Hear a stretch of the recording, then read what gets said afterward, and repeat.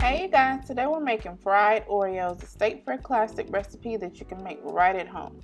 Okay, so what you're going to need is, of course, Oreos. Alright, and then you're also going to need pancake mix, a cup and a half, a cup of milk. You're also going to need oil, an egg, and also powdered sugar to dust them with when you're done. Okay, so to start, you want to go ahead and add your eggs, your oil, okay, right in here, and also your milk. So that was our milk. We're using whole milk, no skim milk for this recipe, no 2%, whole milk. There was our oil. All right, and here we go, whisking it all together.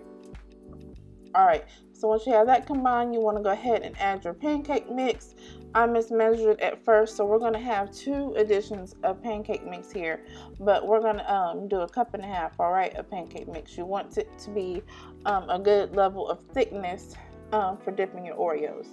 All right, so after you have that nice and whisked, we're going to go ahead and get started. We already have our oil right here in this Dutch oven.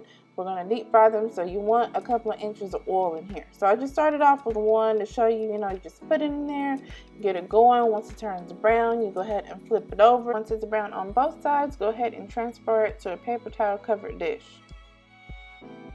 Okay, now I'm showing you with adding more than one Oreo at a time.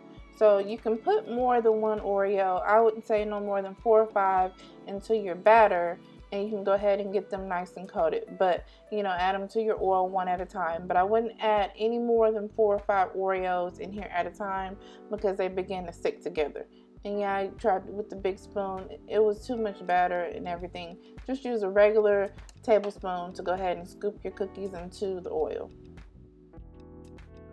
So you just want to go ahead and put them in here and go ahead and, like before, repeat the process. You only need a few minutes, like no more than like between 3 and 5 minutes, depending on how hot your oil gets. Dutch oven gets pretty hot, so I didn't need to leave them in there very long.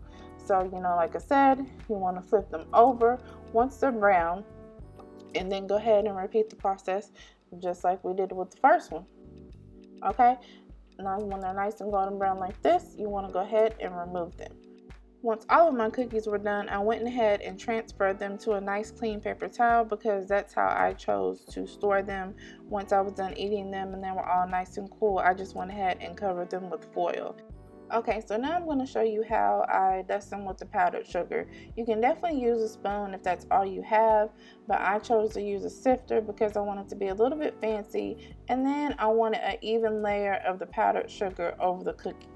So you just put them in here into the sifter, and then mine you just squeeze the handle to get it going, and then put a nice layer of powdered sugar on your cookies however much you want.